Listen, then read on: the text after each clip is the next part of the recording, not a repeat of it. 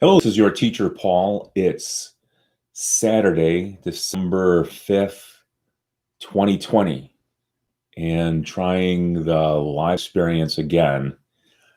The chat is available if anybody wants to post a question or, I suppose, make a comment. I won't respond to everything that people post, of course, but it does help keep the chat moving or keeps this live stream moving, makes it more interesting, perhaps. I will try to do this on a regular basis. The time I have right now is limited somewhat because I teach online regular classes to students who I work with during the week.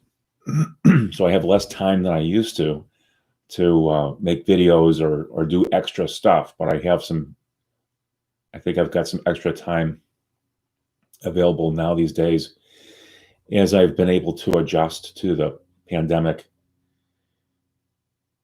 But like I said, my main focus is with my regular students, the ones that I work with every day for a school district here in Minnesota. And looks like people are starting to stream in. What I typically do nowadays is I work to join and participate in real time. I just have to figure out how to make that work. And if I do this on a regular basis, I think I'd want to have some structure for students who, whether they participate or not directly, can expect to see certain things done online, like vocabulary, grammar, English usage, phrases, idioms. I've got a list of ideas here. Pronunciation, art, music, the weather. I could do the weather. I could do weather reports here from Minnesota. That I don't know if that would be very interesting. So,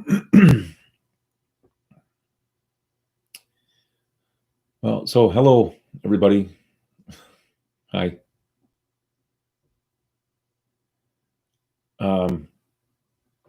So people visiting from Saudi Arabia, Brazil, France, Russia, Denmark, Morocco. It's a small world now, isn't it? Now that we have all of this technology, it's easy to communicate with people in other countries and work directly with people in other countries, regardless of how much money they have. This is all free. I think that's great. And that's one of the things I love about it is it's free. Of course, when you use YouTube or Google, there's a little bit of advertising, but I'm often surprised, even with their their online apps, Google Docs, Google Meet, Google Slides, all that stuff is relatively free from advertising. And when you use Google for a search, of course, then you see advertising. But I hope that Google remains free as much as possible. So people are asking me if they could take lessons with me online, and yeah, I just got to figure out how to do it with a large number of people. I'm not going to do it individually. There's no way I'm going to do that. That would be impossible. But with groups of people, I think it is possible. People coming here from the Philippines, India, Ukraine, Canada.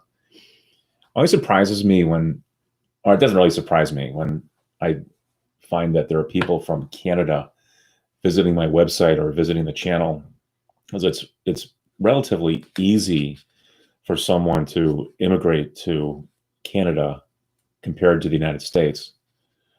Of course, there are restrictions right now because of the pandemic, but before the pandemic, I think a lot of people were choosing Canada over the United States because Trump made it so difficult for people from certain countries to come here. And it's unfortunate. It's a big country. There's a lot of space.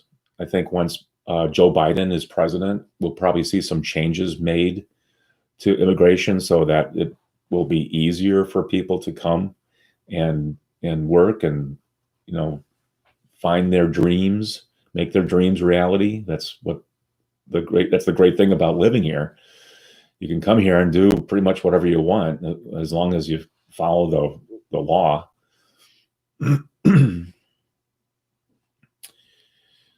So,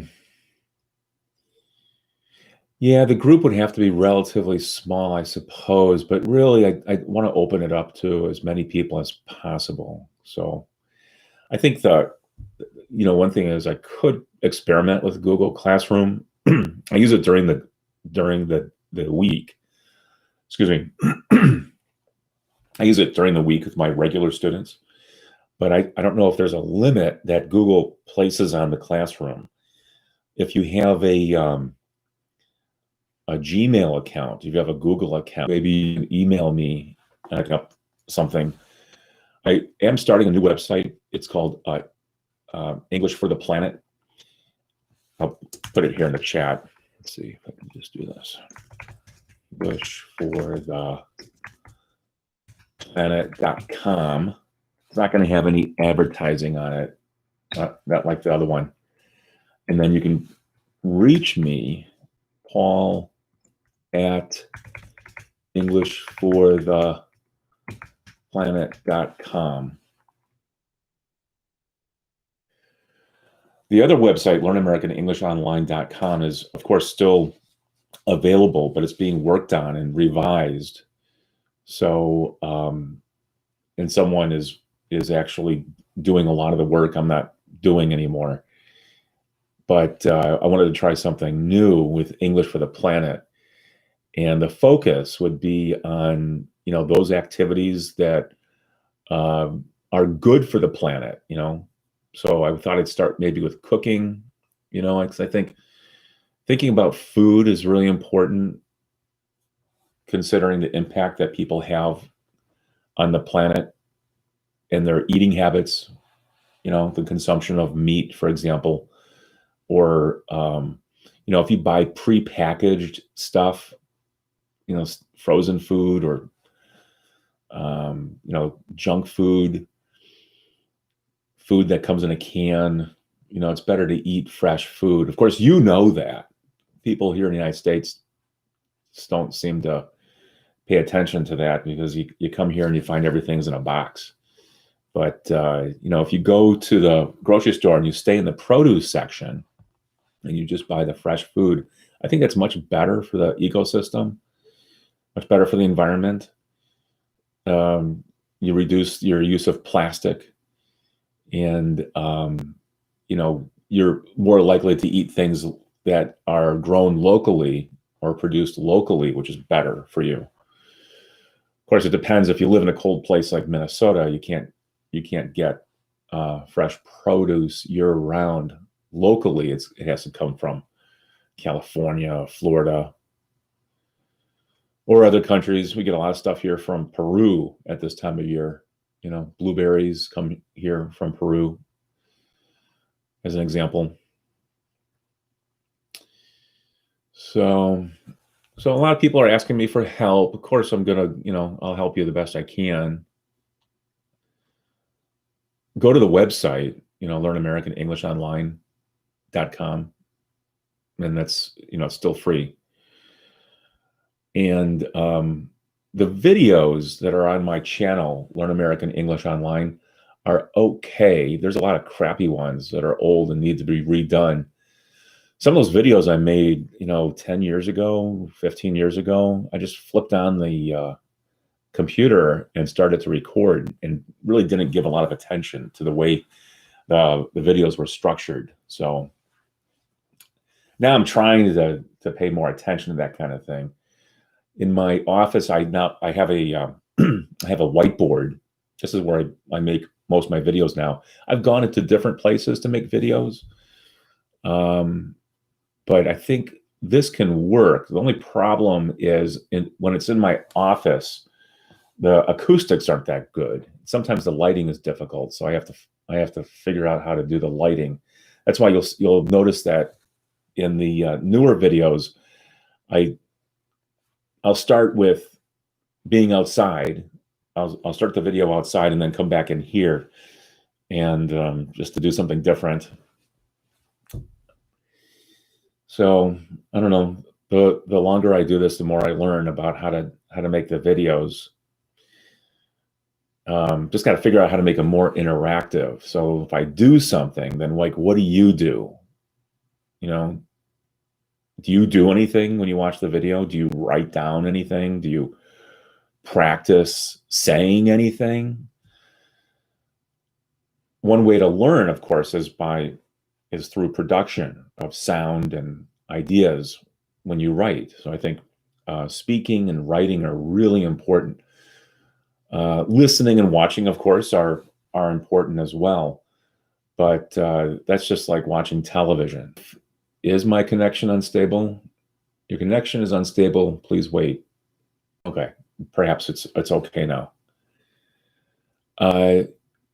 So someone says I'm practicing mirroring while watching videos, and so I assume that when you watch the video, you simply imitate what that person is doing. I think that can be effective. But so I wonder if location is a consideration. If I go different places, would that make it more interesting, or is it sufficient just to stand in front of the whiteboard and talk and use my marker and explain parts of sentences? I spend a lot of time on just basic English, and as well as more intermediate and advanced forms of English. But I think it's really important for everybody to learn just basic English skills over and over again. How do you use the verb do? How do you use the verb be? How do you use the verb have? Really important, in forming all your verb tenses. And it's important to get that right, because if you don't get that right, then you're just going to keep on repeating the same mistakes again and again and again. If I ask you, for example, do you have a phone? Do you have a phone? That's a yes/no question. And when you answer that question, how do you answer when someone says, do you have a phone, or do you have a pen, or do you have a car? When you answer, so Miriam said, yes, I have, and that would not be correct. The answer to that question, if I ask you a question with do, you should answer with do. Yes, do you have a phone? Yes, I do. So just a little thing like that can make a difference. If you're, and it's not terrible to say, yes, I have. Everyone's going to understand you. But yes, I have would be an answer to a question formed in the present perfect tense. Have you had breakfast yet? Have you had breakfast yet? How do you answer that question? Who can answer it first? Well, yes, I had would be incorrect. This is the present perfect. If I ask the question in the past perfect, then it would be okay. Okay, so yes, okay, so no, I haven't. Good. No, I haven't. Yes, I have. It's 11:52 here in Minnesota. So, most people have had breakfast. What did you have for breakfast? What did you have? I'm fascinated by food these days. I don't know what it is. I think it's my age. I like to eat and I like to make food. It's a weird thing. Just within the last maybe 5 or 10 years, but especially now with the pandemic, I'm just cooking stuff all the time, cooking and eating, gaining weight, which is bad. But I like to cook food that's fresh. Last night I made pizza. It was good, really good pizza. Vegetables primarily on the pizza, so it was healthy. I had okay, omelet's good. Probably yeah. So I had an omelet. I had an omelet. I think that's spelled right. OMLET, or is it OMLETTE? I forgot.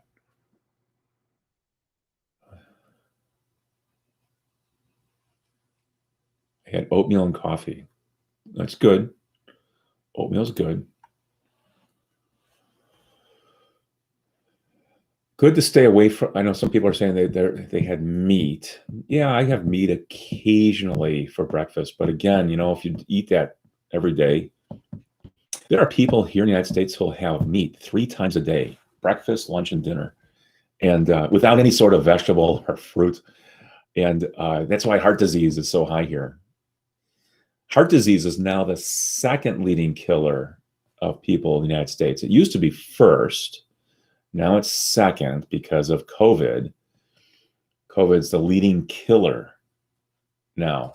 Just happened a day or two ago. More people die from COVID every day than heart disease, if you can believe that. And of course, not too hard to believe because there are a lot of people who aren't taking the pandemic seriously. Miriam had eggs with tomatoes. That's good. I like eggs. And lately I've been putting tomatoes on my eggs, like a salsa. No, someone's asking about if I have paid courses, and I don't. I've tried doing things like that, thinking that if I got paid enough money, then I could make this work and be on a regular basis. But I just, I don't feel comfortable anymore taking money from people that I've given private courses to. Some people were paying me up to $100 an hour, and I realized, not everybody can do that. And so some were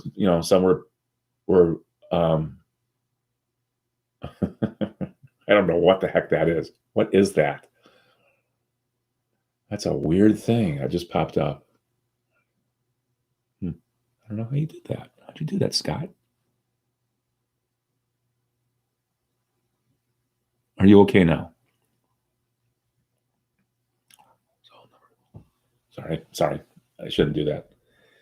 Just reading somebody's question about numbers. Yeah, if you don't get the subject verb agreement right, then your English is going to sound weird. That's a good thing to practice. Well, I'm getting a lot of interesting questions about food. I'm reading all your comments. I'm not responding to them all. I am reading them because they're interesting. Okay, hello, Alexander. I'm not gonna.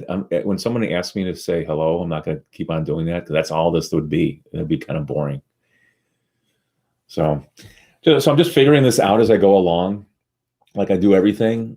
I just do it, and whatever works, I'll keep. If it doesn't work, I won't do it. Just sitting here in my office, if you've just arrived, this is where I work. This is where I do my regular job now in working with my classroom students. There are about 50 or so students that I work with on a regular basis. I work with adult students. Almost all of my students here in Minnesota are people who have immigrated to the United States. And in our school system, the English classes are free. Depends on what state you live in. I live in Minnesota, so we provide free classes free English classes, or if you need to get your high school diploma, you can come to our program to do that and get a free education. It's great. But then if you go to other states, might not be available. So like some of those warm weather states that people are drawn to, that people are attracted to, they might not offer free English classes. But Minnesota does. It's a pretty progressive state, primarily Democratic state. There are Republicans here, just like there are everywhere. But I think people in Minnesota realize the value that immigrants bring to the United States, and providing a diversity of culture and experience. The value of experience of people from other countries is great. There's just a lot of things that people know how to do, and they come here, they can share their wisdom, and that's a benefit for us.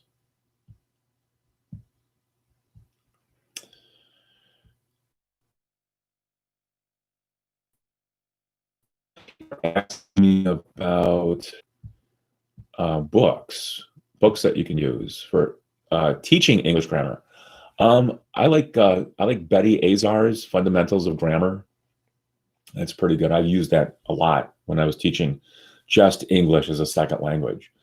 I'm teaching other subjects now. And, almost all my students are immigrants, but I teach not just English language. I'm also teaching, I teach literature, I teach speech, I teach a career development class for people who want to get jobs. I help people with the sort of knowledge they need to get a job. I teach a film class sometimes, which is fun. Really enjoy that. But I don't know. I think my heart is in grammar. So anyway, so I'll repeat that title. It was Fundamentals of Grammar by Betty Azar, Azar. And you can look that up. You can find it on Amazon, I'm sure, used. That would be the best way to go. If you can get Amazon. I don't know if Amazon delivers to all countries now, or if they're located everywhere. There's probably a local equivalent of Amazon in the country where you live. So here's a weird question. Have you stashed something away for a rainy day? Like money, I guess. Yeah. I have money. I keep in the bank in case things go south, in case the economy collapses. I'll have a reserve.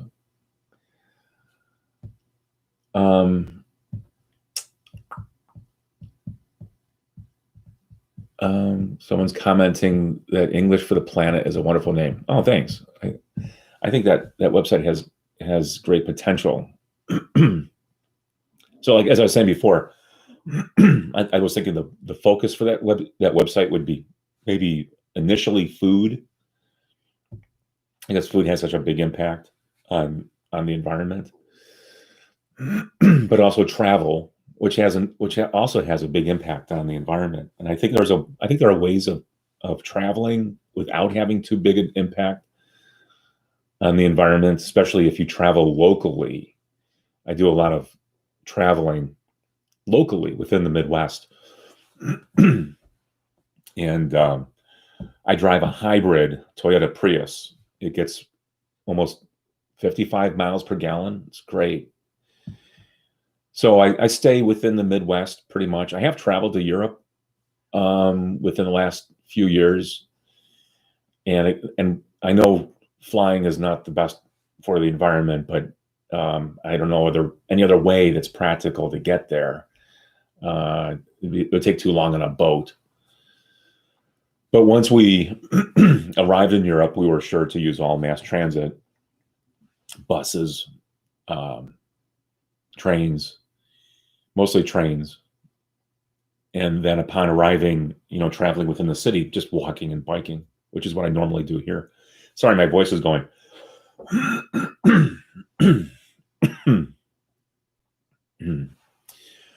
Yeah, I get a lot of compliments on my teaching. Thank you. I appreciate that.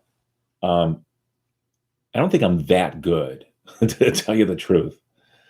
Not that good. There are many better teachers out there on YouTube and elsewhere, but I do my best, do what I can. Do I like Henry David Thoreau? Of course. In fact, when one of my classes we're looking at, we'll be looking at civil disobedience. We just finished reading Letter from a Birmingham Jail by Martin Luther King Jr. And as you might know, Martin Luther King Jr. was tremendously influenced by Thoreau and Gandhi as well. And yeah, I love Thoreau. Okay, so I've been on for 26 minutes. I don't know if this is of any value. Maybe. It's somewhat interactive. I'll just put that here. I think my connection's bad. I like dealing with everyone.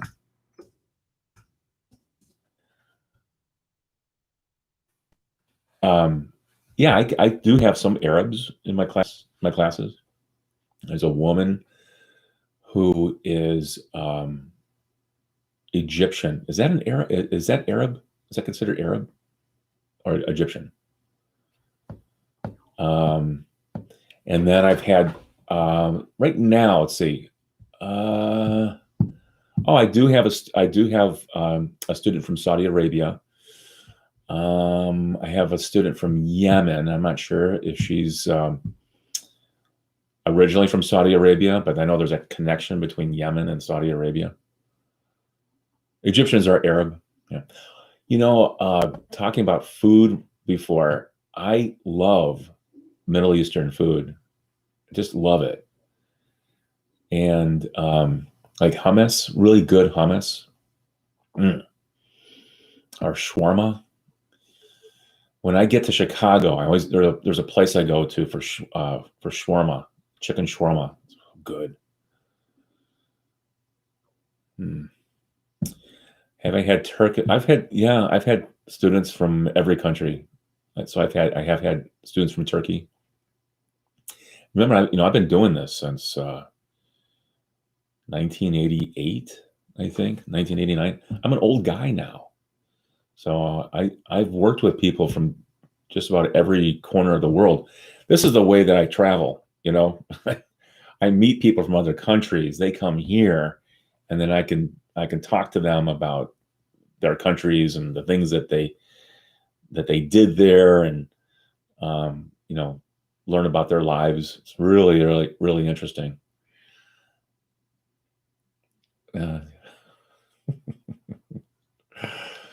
Well, some weird comments. Oh yeah, Persian food. Love Persian food. There's this place in Chicago called, it's called Nuna Kebab, something like that. And boy, it was good. I went there and I got some sort of chicken dish with rice, and I forget what it's called now. Oh, it's really good. I love the fragrance of Persian food. Oh, the person who cuts my hair is from Iran. So she was a student at the school where I teach. She was not my student, but she was a student of a colleague of mine, and now she's doing very well for herself here in the United States. She has her own salon. I haven't been able to get over there to get my hair cut, but she's the person who does it, and she's really nice. We often talk about Persian food. Tamil students. I have had Tamil students. In fact, that is an interesting culture, isn't it? My daughter knows how to dance the Bharatanatyam. She's studied it for years. That'll probably surprise you. She's in a dance group here in the Twin Cities, and she dances. She does it. She's been studying it since she was 10 or 11. She's in her 20s now. Okay. So, okay. So I've done this for the last 30 minutes. I got to eat my lunch. I'm hungry. All I had today was yogurt with some cereal. That was it. And now I'm hungry. So I might keep this up on my channel if you want to watch it, whatever value that is. Or I'll dispose of these. I don't know if it's worth keeping. I don't like to keep content on the internet that's not edited. And this was not edited. I'm just speaking off the top of my head, trying to figure out like how am I going to make this work? Because basically it's a monologue. Do I have enough material to keep it interesting? I don't know if I want to do it every day. I can do it on Saturdays. So it's English for the Planet. And I wonder if there's a way, can I share my screen on this? I don't know, can I do that? No, I don't think I can. That would be useful because I could show you stuff on my computer. But it's English for the Planet, and my email is on there if you want to take a look at that. And I've been posting the most recent videos there too. So that's another place to go, and that will expand over time. It's basically just a Google site. So I stopped using Adobe Dreamweaver for building websites because it doesn't adapt to different devices. It doesn't look good on mobile phones or tablets. But that Google site technology which is free, another freebie from Google. There's a good word for you. Freebie. When something's free, you call it a freebie. But I use Google Sites now for making websites. And I need to do a little bit more work on that website. I've got other websites that I put together for my own students, the ones I work with during the week. You wouldn't have, you could not access that because it's within our school district. And we keep everything closed to the outside public, to people outside of our school, which makes sense, for confidentiality and privacy, etc. But I'll continue, to add to that website, and still learning how to make pages on it. And then of course the videos. My next video will be for the verb have. I'm still working on it a little bit. I just have to edit it, and then I'll put it out there. And come up with other stuff. I haven't been making videos as much lately because, like I said before, I'm just too busy. Oh well, I am replying to the live students, but I can't reply to everybody who posts a comment. If you say hi, hi, hi, hi, it's silly to keep on saying hi. What benefit is that? It's not any benefit. So hello. All right, hello and goodbye. I have to go because I'm hungry. Have a good day, and I'll see you online again.